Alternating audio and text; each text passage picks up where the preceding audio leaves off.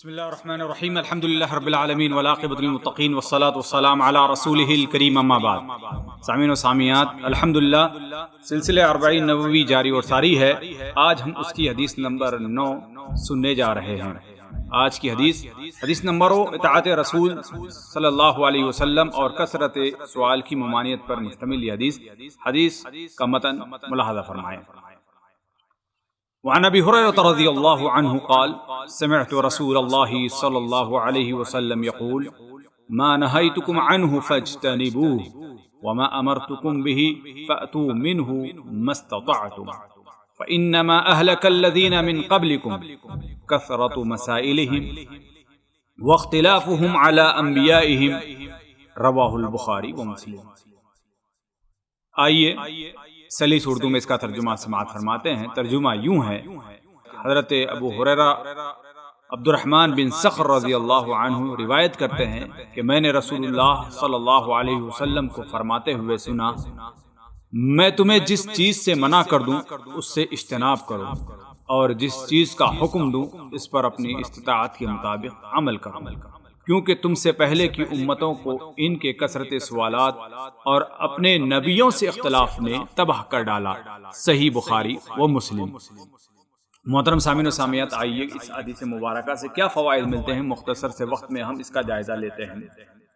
پہلی چیز میں نبی کریم صلی اللہ علیہ وسلم نے یعنی حکم دیا کہ نبی کریم صلی اللہ علیہ وسلم شریعت میں کسی چیز سے اگر منع کیا کر دیا جائے تو اس سے رکنا چاہیے، اور یہاں پر رکنے میں کوئی اختیار نہیں دیا گیا، البتہ کام عمل کرنے میں اختیار دیا گیا کہ تمہارے پاس جتنی طاقت ہے آپ کے پاس اتنی استطاعت کے حساب سے عمل کیا کرو۔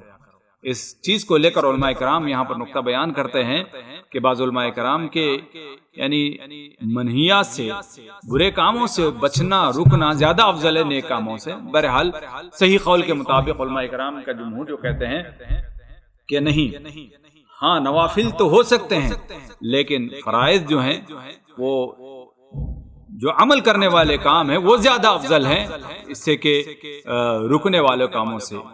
بہرحال نبی کریم صلی اللہ علیہ وسلم نے یہاں پر نہیں کا صیغہ استعمال فرمایا کہ رک جاؤ۔ اب یہاں پر اگر دیکھا جائے تو احادیث کی تشریح سے معلوم ہوتا ہے کہ نہیں کہ نہی تحریمی ایک ہوا کرتی ہے اور نہی تنزیہی ہوا کرتی ہے، دونوں کی الگ الگ چیزیں ہیں۔ نہی تحریمی یعنی ایسی ممانعت جس کے کرنے پر آدمی کو گناہ ملے گا اور جس کے چھوڑنے پر ثواب ملے گا، اور نہ یہ تنزیہ یعنی ایسی جس کی حرمت واجبی طور پر نہیں ہوئی ہو تو اس کے اوپر یعنی اگر آدمی اس کو کر لے تو گناہ نہیں ہوگا، لیکن اگر اس کو چھوڑ دے تو ثواب ضرور ملے گا۔ جیسے مثال کے طور پر نبی کریم صلی اللہ علیہ وسلم نے کھڑے ہو کر پانی پینے سے منع کیا، ٹیک لگا کر کھانے سے منع کیا گیا، تو یہ ساری چیزیں اگر انسان کرتا ہے تو ظاہر سی بات ہے اس سے وہ اللہ رب العالمین کا، اگر وہ مثال کے طور پر اگر کوئی ٹیک لگا کر کھا لیتا ہے تو اس کو گناہ تو نہیں ملے گا لیکن ثواب، یعنی ٹیک لگا کر کھا لیتا ہے تو گناہ نہیں ملے گا، لیکن اگر کوئی اس حدیث پر عمل کرتے ہوئے ٹیک لگا کر نہیں کھاتا ہے تو انشاءاللہ تعالی اس کو ثواب ضرور ملے گا۔ محترم سامعین و سامعات، آگے آئیے اسی طریقے سے جہاں پر نہیں کا صیغہ استعمال ہوا ہے وہیں پر امر کا صیغہ استعمال ہوا ہے۔ یہاں پر بھی امر وجوبی اور امر استحبابی دونوں کو لیا جا سکتا ہے کہ ایسا امر، ایسا حکم جو وجوبی طور پر دیا گیا ہو جس کا کرنا واجبی ہو، اور دوسرا جو امر ہوا کرتا ہے جو استحبابی حیثیت رکھتا ہے کہ اگر اس کو کریں گے تو ثواب ملے گا، نہ کریں گے تو کوئی گناہ نہیں ہوگا۔ تو اسی طریقے سے جیسے کہ نہی میں دو چیزیں تھی، قسمیں تھی، امر میں بھی دو قسمیں انشاءاللہ تعالی اس کے اندر پائی جاتی ہیں۔ اب آئیے آگے چلتے ہیں، اگلا فائدہ جو اس سے ملتا ہے حسب استطاعت عمل، یعنی تقریباً یوں سمجھ لیجیے کہ چوتھا فائدہ اس حدیث سے ہم جو نکال رہے ہیں یہ اللہ رب العالمین کی طرف سے ایک بڑی نعمت ہے۔ ایک مسلمانوں کو اللہ رب العالمین نے یہ عنایت فرمائی ہے نعمت کہ جتنی طاقت ہو اسلام میں تمہیں اس پر عمل کرنے کی، اس پر عمل کیا کرو۔ اللہ رب العالمین نے جگہ جگہ قرآن مجید میں فرمایا فاتقوا اللہ ما استطعتم، جتنی تم سے اللہ رب العالمین سے ڈرو، جتنا تمہیں جتنی تمہارے پاس طاقت ہے، حسب استطاعت اللہ رب العالمین سے ڈرو۔ اسی استطاعت کا لفظ اللہ رب العالمین نے قرآن مجید میں دوسری جگہ فرمایا وَلِلَّهِ عَلَى النَّاسِ حِجُّ الْبَيْتِ مَنِ اسْتَطَاعَ إِلَيْهِ سَبِيلًا، یعنی مستطیع لوگوں پر، جن کے پاس طاقت ہے، صاحب استطاعت، ان کے اوپر اللہ رب العالمین نے حج فرض قرار دیا گیا ہے۔ تو یہ اللہ رب العالمین کی بڑی نعمت ہے کہ عمل کرنے کے اندر جتنی طاقت اللہ رب العالمین نے دی ہے، اتنی طاقت کے اعتبار سے جتنا ہو سکتا ہے وہ پڑھتا جائے۔ جیسے مثال کے طور پر نماز ہے، کھڑے ہو کر نہیں بیٹھ سکتا ہے تو بیٹھ کر پڑھے، بیٹھ کر نہیں پڑھ سکتا ہے تو اشاروں سے پڑھے، لیٹ کر پڑھے۔ نبی کریم صلی اللہ علیہ وسلم کا فرمان ہے، صحیح بخاری کی روایت ہے، آپ صلی اللہ علیہ وسلم فرماتے ہیں صلی قائما فإن لم تستطع فصلی قائدن، قائما کہا گیا، قائدن کہا گیا، فإن لم تستطع فصلی علی جنب، اگر آپ نہ کھڑے ہو کر پڑھ سکتے ہیں نہ بیٹھ کر پڑھ سکتے ہیں تو لیٹ کر بھی پڑھا جا سکتا ہے نماز۔ وضو نہیں کر سکتے ہیں تو تیمم کیا جا سکتا ہے۔ یہ اللہ رب العالمین کی طرف سے شریعت میں دی گئی ہوئی سہولت ہے، ایک بڑی نعمت ہے جو اسلام کے اندر پائی جاتی ہے۔ سبحان اللہ، یہ ہر فیلڈ میں اس چیز کو اپلائی کیا جائے گا کہ جہاں جہاں پر بھی انسان کی استطاعت ہوگی، جتنی استطاعت بچنے کی ہوگی، جتنی طاقت ہوگی، بہت ساری چیزیں ہوا کرتی ہیں، آدمی بہت ساری کوشش کرنے کے باوجود بھی وہ نیک کام نہیں کر پاتا ہے، تو اس میں یہ ساری چیزیں اپلائی ہو سکتی ہیں۔ جتنی طاقت ہے اتنی طاقت کے اعتبار سے آدمی نیک کام کرتا جائے۔ تو آگے آئیے، پانچواں جو فائدہ یہاں پر ملتا ہے، کثرت سے سوال سے منع۔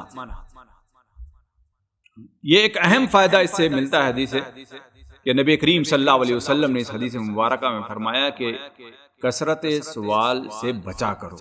نبی کریم صلی اللہ علیہ وسلم کے دور وحی میں جب وحی کا نزول ہو رہا تو اس کی اہمیت بہت زیادہ تھی۔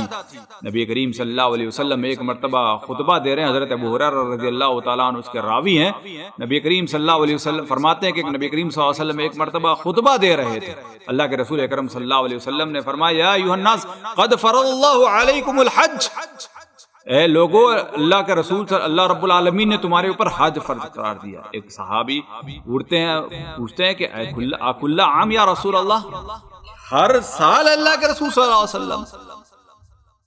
نبی کریم صلی اللہ علیہ وسلم اس پر خاموش رہے۔ حضرت ابو اللہ کے رسول اکرم صلی اللہ علیہ وسلم آگے فرماتے ہیں کہ اے صحابہ کی جماعت، تم ایسے سوالات سے پرہیز کیا کرو، اگر میں اس وقت کہہ دیتا نعم تو امت مسلمہ کے لیے ہر سال فرض واجب ہو جاتا اور تمہارے لیے یہ بڑی مشقت کی بات ہوا کرتی۔ اللہ رب العالمین نے بھی سورہ مائدہ آیت نمبر 101 کے اندر فرمایا یا ایھا الذین آمنوا لا تسألوا عن اشیاء ان تبد لکم تسؤکم، اے لوگو ان چیزوں کا سوال مت کیا کرو، اگر وہ چیزیں تمہارے اوپر ظاہر ہو جائیں تو تمہارے لیے ہی مشکل کا سامنا اور تمہارے لیے ہی بربادی کا سامان ہو جائیں، تمہارے لیے ہی پریشانیاں تمہارے سامنے آ جائیں۔ تو بہرحال ایسے سوالات سے نبی کریم صلی اللہ علیہ وسلم نے یعنی کثرت سوالات سے منع فرمایا۔ سامعین و سامعات، یہاں پر بھی اگر دیکھا جائے گا تو یعنی سوال کرنے کی بھی دو شکلیں ہوا کرتی، دو قسمیں بنتی ہیں یہاں پر۔ ایک سوال جو ہے، سوالات وہ ہیں وہ دینی امور سے متعلق سوالات جو بہت ہی اہم ترین چیز ہوا کرتی ہے۔ نبی کریم اللہ رب العالمین خود فرماتے ہیں فاسألوا اہل الذکر ان کنتم لا تعلمون، اگر تم کچھ نہیں جانتے ہو تو اہل علم سے پوچھا کرو۔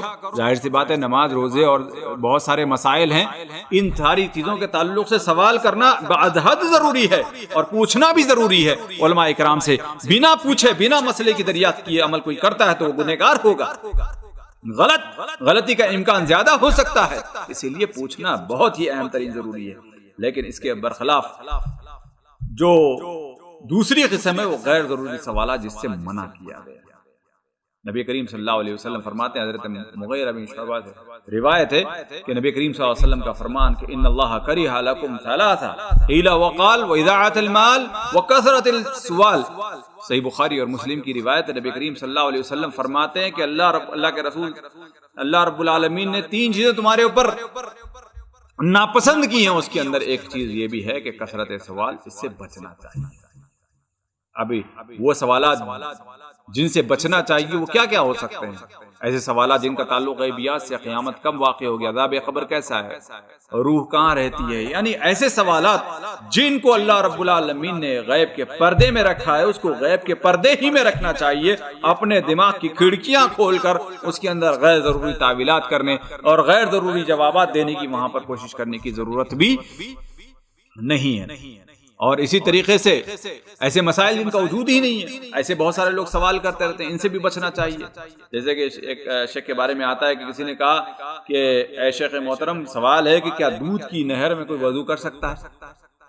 شاید شیخ نے جواب یہی دیا تھا کہ مجھے پہلے ایسی کوئی نہر بتا دو جہاں پر ابھی بہ رہی ہو، اس کے بعد جواب لینا۔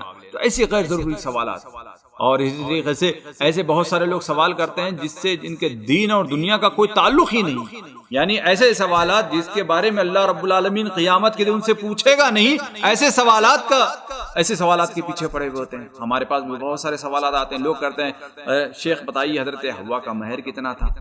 بعض لوگ تو ایک سوال ہے اتنا کرتے ہیں کہ بتائیے کہ یزید جنتی ہے یا جہنمی ہے۔ اللہ کے بندے، ان سب چیزوں کے بارے میں اللہ رب العالمین ہمیں قیامت کے دن نہیں پوچھے گا۔ اگر ہم سوال کرتے ہیں یا جواب بھی دے دیتے ہیں، اور اگر ہمارا جواب اس کے غلط ہو جائے گا تو ظاہر سی بات ہے اس کے اوپر پکڑ ہوگی ہماری۔ اس لیے بہتر ہے کہ ایسے سوالات اور ایسے جوابات سے بھی ہمیں بچنا چاہیے۔ اب آئیے آگے آخری فائدے کی طرف ہم چلتے ہیں۔ آخری فائدہ اس حدیث مبارکہ سے ہم لیتے ہیں کہ اختلاف سے نبی کریم صلی اللہ علیہ وسلم نے اس سے منع فرمایا اور کہا کہ اختلاف وہ ایسی بری چیز ہے جو امتوں کی ہلاکت کا بنیادی سبب بنتی ہے۔ اسی لیے اللہ رب العالمین نے بھی قرآن مجید میں جگہ جگہ فرمایا، اور اللہ رب العالمین نے فرمایا وَاعْتَصِمُوا بِحَبْلِ اللَّهِ جَمِيعًا وَلَا تَفَرَّقُوا۔ اللہ رب العالمین اللہ کی رسی کو مضبوطی سے تھام لو، متفرق نہ ہو جاؤ۔ اور ایک جگہ اللہ رب العالمین نے فرمایا وَلَا تَكُونُوا كَالَّذِينَ تَفَرَّقُوا وَاخْتَلَفُوا مِن بَعْدِ مَا جَاءَهُمُ الْبَيِّنَاتُ وَأُولَٰئِكَ لَهُمْ عَذَابٌ عَظِيمٌ۔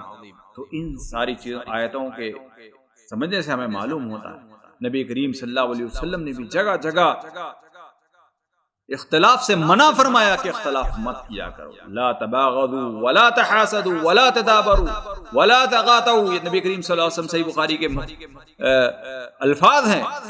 منع کیا نبی کریم صلی اللہ علیہ وسلم نے بھائی بھائی ہو کر رہنے کا حکم دیا، لہذا اختلاف ممکن ہے، مخالفت جائز نہیں ہے۔ اور اختلاف کی بھی دو قسمیں ہوتی ہیں، اگر بنیادی طور پر بنیادی چیزوں میں تو کوئی اختلاف نہیں ہو سکتا، نماز، روزہ، ارکان اسلام، ارکان ایمان، اس میں کوئی اختلاف نہیں ہو سکتا۔ اور اختلاف کی دوسری جو شکل ہے وہ فروعی مسائل میں اختلاف، جیسے صحابہ کرام رضوان اللہ علیہم اجمعین کے دور میں فروعی مسائل میں اختلاف ہوا کرتا تھا، لیکن اس کے باوجود بھی وہ بھائی بھائی ہو کر رہ کرتے تھے، کبھی آپس میں ٹکرایا نہیں کرتے تھے، حتیٰ کہ اختلاف ہونے کے باوجود بھی کبھی اس کے پیچھے نماز پڑھنے کو مکروہ نہیں سمجھتے تھے، بلکہ اختلاف ہوتا تھا لیکن صحابہ کرام ایک دوسرے کے پیچھے نماز، آنا جانا اور سلام کلام سب کچھ ان کا جاری اور ساری ہوا کرتا تھا۔